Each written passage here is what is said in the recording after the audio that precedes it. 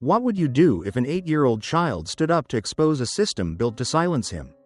Watch as one boy's courage reshapes everything. Comment where you're watching from and don't forget to subscribe to the channel. Objection. The voice rang out loud and clear across the courtroom, startling everyone present. Heads turned. All eyes fell on the speaker, not a seasoned lawyer, not even a paralegal, but a boy, just a boy. 8-year-old Noah Carter stood tall, clutching a folder nearly the size of his chest. His small face was filled with fierce determination. His grandmother, Eleanor Whitmore, sat in the defendant's chair, visibly shaking, her hands in her lap. Noah's eyes never left the man in the expensive suit, District Attorney Lucas Granger. Granger narrowed his eyes. This isn't a game, son. Sit down. But Noah didn't move. I said, I object. Gasps rippled through the courtroom. Judge Ronald Beck raised an eyebrow, stunned into silence for a second. Young man, I assume you're not licensed to practice law. No, sir, Noah replied confidently, but the law says every citizen has the right to speak if they have evidence. And I do. Eleanor grabbed the edge of her seat. Noah, please. He turned to her. I won't let them do this to you. Judge Beck cleared his throat. Court will take a 5-minute recess. Bailiff, approach. As the gavel fell, the room buzzed like a beehive. Reporters rushed out to call their stations. Lawyers whispered furiously, but Noah didn't flinch. He stood rooted to the spot. Outside the courtroom, Noah sat with Eleanor in a quiet hallway bench. You're going to get in trouble, she whispered. Then I'll get in trouble, Noah said, but I'm not letting them lie about you. Eleanor had been accused of embezzling $150 from the city education fund. Her years of volunteer service at the local literacy center suddenly meant nothing in the eyes of the media. Her image, once praised in community magazines, had been dragged through the mud. Noah had overheard enough late-night arguments between Eleanor and her public defender to know they were losing. But the night before the trial, he had found something, an old USB drive that had fallen behind a dresser drawer. The name on the folder? Whitmore Center Records, secured. He hadn't understood all the files inside, but what he saw terrified him. Signatures that didn't match, dates that made no sense, and a hidden spreadsheet with routing numbers leading somewhere else. Now he knew. Eleanor had been set up. Back inside the courtroom, Judge Beck sat down with a sigh. This is highly unusual, but I'll allow the young man to speak, briefly. Mr. Granger, please refrain from theatrics. The judge looked at Noah. You may proceed. Noah walked to the front. He wasn't even tall enough to see over the lectern. The bailiff brought over a crate so he could stand on it. He placed his folder on the stand, opened it, and said, I want to show you something. He projected the documents he found onto the courtroom screen. This file says my grandma approved a transfer on April 12th. But she was in the hospital that whole week. I have the admission paper here. He held it up. And this spreadsheet, he clicked to the next slide, shows the money didn't go to the literacy center at all. It went to an account in the name of Matthew Crane. Granger's jaw tensed. Noah turned to the jury. Matthew Crane works in the district attorney's office. He's your assistant, right? Granger tried to speak, but the judge raised a hand. Noah wasn't finished. I ran the routing numbers on a free online tracker. The money ended up in an offshore account. I printed everything. He handed copies to the court clerk, who passed them to Judge Beck. There was silence, then chaos. Granger stood up, waving his arms. This is absurd. That boy hacked into financial data illegally. Judge Beck slammed the gavel. Order. He flipped through the pages. His eyes narrowed as he studied them. This appears legitimate. Granger stepped forward. It's fabricated. But Judge Beck held up a hand. Enough. Bailiff, please escort Mr. Crane to holding for questioning. This court will reconvene tomorrow after the documents are verified. The room exploded in whispers. Eleanor looked around, dazed. Noah climbed down and walked straight to her. I told you I'd fix it. Tears streamed down her face as she pulled him into her arms. Outside, the media had already caught wind of what happened. Cameras flashed. Reporters shouted. Eleanor and Noah were escorted to a waiting car, the crowd parting in stunned silence. By nightfall, every major outlet was replaying the footage. Headlines read, 8-year-old interrupts court to defend grandma and uncovers political scandal. Whistleblower kid exposes city corruption. Dawes office in crisis after shocking court reveal. Noah, curled up on the couch beside Eleanor, didn't care about the attention. He only cared that she was safe. She stroked his curls gently. "You didn't have to do this." "I wanted to," he whispered. They messed with the wrong grandma. Meanwhile, inside a dimly lit office at City Hall, Lucas Granger stared at his phone as text after text came in. Resignations, questions, accusations. He threw the phone across the room. Tomorrow wasn't going to be any better. And the city? It would never be the same again. The next morning, the courthouse was surrounded by media vans and a swarm of reporters desperate for a glimpse of the boy who had turned the city upside down. The entrance was flooded with people holding signs that read, "Justice for Eleanor," and "Believe the kids." Inside, the mood was far more tense. District Attorney Lucas Granger sat rigidly at the prosecution's table, a sheen of sweat visible on his brow. The once confident prosecutor now looked cornered. Whispers buzzed behind him, his own team now unsure where their loyalty should lie. Judge Beck entered, expression unreadable. Court is back in session. Eleanor Whitmore sat quietly at the defense table. Her hand trembled slightly as she held Nose. He sat beside her again, this time with a freshly pressed shirt and a notebook clutched to his chest. "Before we resume," Judge Beck said, "this court has reviewed the evidence presented yesterday. The files appear authentic. We have also confirmed that the defendant was hospitalized on April 12th, the date of the alleged transaction. As such, we have serious cause to believe the charges brought against her were based on falsified documents." He turned toward the prosecution. "Mr. Granger, would you like to address this?" Granger stood. "Your Honor, this entire situation is unprecedented. We're dealing with an emotional outburst from a child." "Objection," Noah interrupted, this time without standing. "I'm not emotional, I'm accurate." Laughter rippled through the courtroom, though Judge Beck quickly restored order with a stern look. Granger clenched his jaw. "I request a dismissal of the boy's involvement. This is highly irregular." "Request denied," said the judge. "You opened the door, Mr. Granger, and now we're walking through it." A new defense attorney, a young woman named Rachel Moore, stood to speak. She'd volunteered overnight after seeing No's video on the news. "Your Honor, I've submitted a formal motion to dismiss all charges against Ms. Whitmore based on the overwhelming evidence of tampering. We're also requesting an internal investigation into the DA's office." Judge Beck took the folder from her and scanned the front page. "Motion is under review." Noah leaned over to Eleanor. "See, we're getting closer." She gave his hand a soft squeeze. "I just want to go home." Meanwhile, behind closed doors, Assistant DA Matthew Crane sat across from internal investigators. Beads of sweat rolled down his temple as he faced printouts of the offshore transactions Noah had uncovered. "You were in charge of verifying those transfer documents?" one agent asked. Crane nodded. "And the account it was routed to? That's yours, isn't it?" Crane's silence was damning. "You want to talk to us before we bring federal charges?" the agent continued. "Because the kid has already made you a national headline." Crane's voice cracked. "I was following orders." "Whose orders?" the agent asked, already knowing the answer. Crane swallowed hard. "Granger." Back at the courthouse, Judge Beck returned with a final announcement. Due to new evidence, and a signed affidavit from Matthew Crane confessing to falsifying financial documents, the charges against Eleanor Whitmore are hereby dismissed. Applause broke out. Eleanor put her face in her hands, overcome with emotion. Rachel placed a reassuring hand on her shoulder. Noah stood up, smiling, his eyes scanning the courtroom until they landed on Granger. The man looked furious, defeated, and far smaller than he had just a day ago. As Granger stormed out, reporters swarmed him. "Mr. Granger, did you order the falsification of evidence? Will you resign? Do you have a comment for Noah Carter?" He said nothing, shoving past them into a waiting car. But his silence only fueled the storm. That evening, Noah and Eleanor returned to their small house on Rosewood Lane.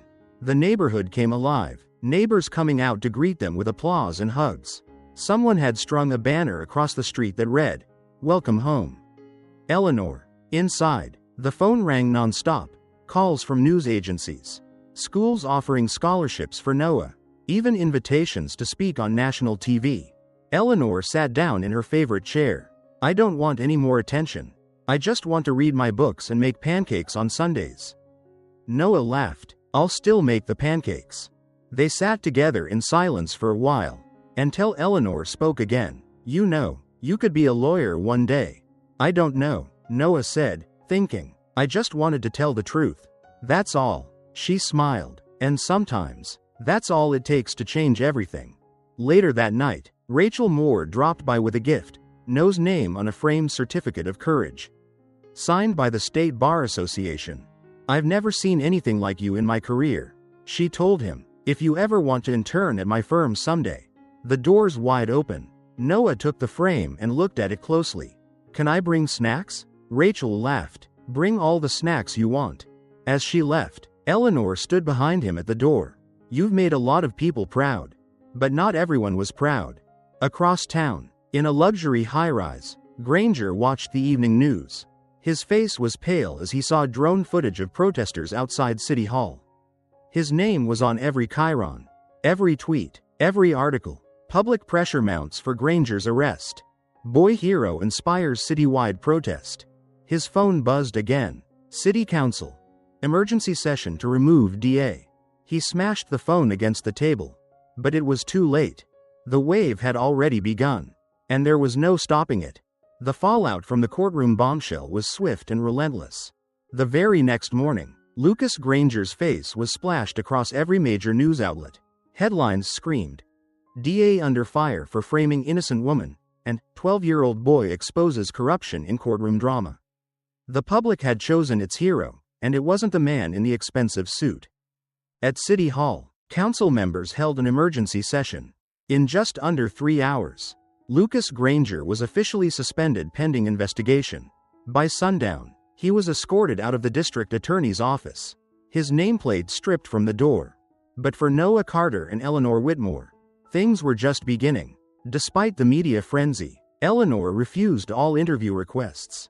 I'm not a story, she told every producer who called. I'm just someone who was wronged and lucky enough to be saved by the right person. Noah, on the other hand, didn't shy away. When the Morning Gazette asked for a quote, he gave them this. If telling the truth makes people uncomfortable, maybe they should stop lying. The city ate it up. One day later, a private car pulled up outside their home on Rosewood Lane. Out stepped Councilwoman Denise Hayward. Flanked by 2 aides, Eleanor met her on the porch. Can I help you? Actually, Hayward smiled. We're here to help you. They invited Eleanor and Noah to a special city council ceremony the following week. Honoring citizens of exceptional courage and integrity. Eleanor hesitated, still wary of any spotlight, but Noah nudged her gently. Let's go, he whispered. People need to see what justice looks like. That following Friday, the City Hall rotunda was packed. Cameras flashed as Eleanor and Noah were escorted to the front row. Beside them sat Rachel Moore, the defense attorney who had taken Eleanor's case at the last minute. When Councilwoman Hayward took the podium, her voice rang with conviction.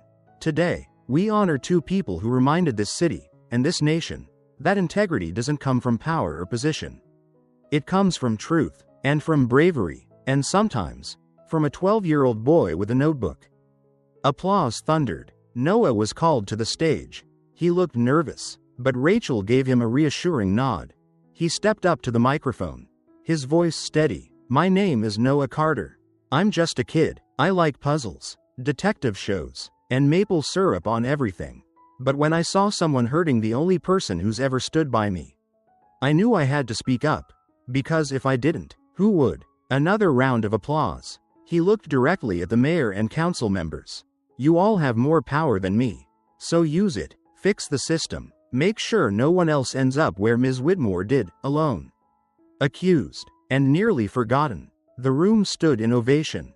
That night, back at home, Eleanor cooked Noah's favorite dinner, mac and cheese with hot dogs sliced in. He pretended to complain, but secretly loved it. You were amazing today, she told him over dinner. He shrugged. I just told the truth. Noah, she said gently, you changed everything. He paused, then asked, do you think I could ever help other people like that again? Maybe as a lawyer, or a journalist? Eleanor smiled. You could be anything, but whatever you choose, just keep being you. Suddenly, there was a knock at the door. Rachel stood outside with a man in a sharp gray suit. Sorry to intrude, she said, but this is David Kingsley. He's from the state attorney's office. He wanted to speak with you both. David extended his hand. Ms. Whitmore. Noah. First, I want to personally apologize on behalf of the justice system. What happened to you never should have happened. Eleanor nodded cautiously. Thank you. He continued. The governor has authorized a full investigation into the corruption that allowed this case to proceed. Several members of the DA's office are already under review. But we need your help. Noah tilted his head. How? David pulled out a folder. You've inspired a wave of whistleblowers across the city.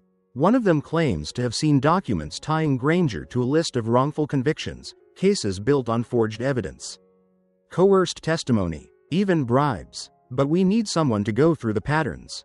The files. Someone who's already proven they know how to spot the truth. Noah blinked. You want me? We want your eyes, your instincts. David said. We'll have legal experts guide you. But your perspective? It's something we can't replicate. Eleanor looked at Noah, heart swelling. It's your choice. Noah slowly smiled. Okay, let's do it. Over the next few days, a secret review panel was formed. Noah, alongside lawyers, data analysts, and state agents, pored through dozens of cold files. His eyes caught details the adults missed, handwriting discrepancies, unusual file timestamps, suspicious wording. One case involved a single mother accused of embezzlement. Noah spotted a typo in the account number that matched another case he'd read. Another file had a signature that looked eerily like Granger's, but slightly slanted, as if forged in a rush. Each case they unraveled built a bigger picture, a web of corruption designed to boost conviction stats and silence dissenters. And at the center of it all, Lucas Granger. The day the arrest warrant was finally signed, the city exhaled. Noah stood beside Eleanor and Rachel as federal agents marched Granger out of his luxury condo in handcuffs. Cameras captured it all. It was poetic justice. Reporters rushed to Eleanor again. But this time she didn't shy away. My name is Eleanor Whitmore, she said clearly into the microphone. And I'm not just a victim. I'm a survivor. And thanks to the boy who refused to stay silent, I have my life back. The crowd erupted. Back home, Eleanor and Noah sat on the porch swing, the air crisp with evening wind. You know, she said softly, you could rest now. You've done enough. Noah leaned against her shoulder. Maybe, but what if there are more out there? People like you. People no one's fighting for. Eleanor looked out over the quiet street, heart full of pride and quiet sorrow. Then I guess the world's lucky you're not finished yet. Noah stood quietly in the courtroom, a trembling mix of anxiety and hope radiating from his small frame. He watched as his grandmother, Eleanor Whitmore, took the stand once more. Her voice, though calm, carried the weight of years of silent resilience and injustice. Ms. Whitmore, the defense attorney, Ms. Nguyen, said gently, can you confirm that the approval process for every check written from the community fund required 2 signatures, yours and the city controller's? Eleanor nodded. Yes, that's correct. Ms. Nguyen turned toward the jury. And those checks that were flagged as fraudulent, how many of them carried your signature? Eleanor answered with steady conviction. None. Gasps rippled through the courtroom. Judge Ronald Beck raised a hand for silence, his eyes fixed on Eleanor with a mixture of concern and admiration. Noah clutched his notebook, flipping to the section where he had listed every date and check number. Look, he whispered to Ms. Nguyen earlier that morning. The signature on all of them is identical, and it's not hers. Now, Ms. Nguyen held up the printouts. These signatures, she said to the jury, were confirmed by a forensic analyst to be forged. The real culprit not only siphoned funds but deliberately set up Ms. Whitmore to take the fall. At the prosecutor's table, Assistant DA Mitchell shifted uncomfortably. His confidence, once unshakable, now showed signs of cracking. Suddenly, Ms. Nguyen turned to the audience. I would like to call an unscheduled witness to the stand, Mr. Leonard Haskins. From the back of the room, a former city employee in his late 50s slowly rose and approached the front. He looked nervous but resolute. Mr. Haskins, Ms. Nguyen began. You worked in the city controller's office for over 20 years. Correct? Yes, he replied. And were you terminated 3 years ago after raising concerns about financial discrepancies? Leonard nodded, his voice tight. They said I was being insubordinate. And who led the investigation into those discrepancies? Leonard turned toward the prosecution's table. Assistant DA Mitchell. A tense hush fell over the courtroom. Did you ever see Ms. Whitmore approve unauthorized checks? No, Leonard said firmly. She was one of the most cautious and honest department heads we had. I reported my concerns directly to Mr. Mitchell, and days later, I was fired. Ms. Nguyen stepped back. No further questions. The judge leaned forward. Mr. Mitchell, do you wish to cross-examine? Mitchell hesitated. No, Your Honor. Judge Beck narrowed his eyes. Very well. Witness dismissed. That afternoon, the jury was excused to deliberate. Noah sat with Eleanor, his hand in hers. Whatever happens, she whispered, I'm proud of you. You showed them we don't have to be silent. 2 hours later, the jury returned. The forewoman rose. We find the defendant, Eleanor Whitmore, not guilty on all charges. Cheers erupted in the courtroom. Eleanor's shoulders dropped in relief as Noah leapt up and hugged her tightly. Tears rolled down his cheeks. But this time, they were tears of joy. Judge Beck struck his gavel for order. Ms. Whitmore, you are hereby fully exonerated. Furthermore, this court recommends a formal review of all prior investigations handled by Assistant DA Mitchell. Mitchell's face turned pale as murmurs buzzed around him. Outside the courthouse, a crowd had gathered. Journalists swarmed, eager to get Eleanor's statement. She stood at the steps with Noah beside her. I was never alone, she told them. My grandson believed in me when no one else did. This was his victory as much as mine. A week later, Mitchell resigned amidst growing scrutiny. Internal memos, uncovered by whistleblowers, showed deliberate manipulation of evidence and a personal vendetta against Eleanor stemming from her refusal to approve one of his cousin's development projects years ago. The story of Noah Carter's fight for his grandmother spread across national news. Late-night talk shows praised his bravery, and local leaders called for ethics reforms in the district attorney's office. Even Judge Beck was seen publicly endorsing a new bill called Noah's Law, aimed at protecting public servants from retaliatory prosecution. Eleanor was reinstated as director of the community outreach program, though she chose to retire shortly after. Instead of returning to her old office, she started mentoring young community leaders and always brought Noah to her meetings. Months passed, and Eleanor was invited to a televised town hall where she spoke about injustice, family, and resilience. My grandson taught me that courage doesn't come with age, she said, smiling at the camera. Sometimes it comes from someone just tall enough to reach the truth. The audience stood in ovation. Back at home, Noah sat in his room sketching comic book ideas. But instead of caped crusaders or super soldiers, his hero wore glasses, carried a notebook, and never gave up on the people he loved. He titled the first issue, The Defender of Eleanor. And in the small frame of the final page, Noah added a quote, Justice doesn't sleep when kids are awake. The end. If this story touched your heart, please like, comment, and subscribe to Tellinight. At Tellinight, stories remind us that healing begins with hope. And even the gentlest kindness can rewrite a destiny. Don't forget to tap the bell so you never miss a story that could brighten your day or transform your perspective. Until our next story, keep your heart open and your spirit brave.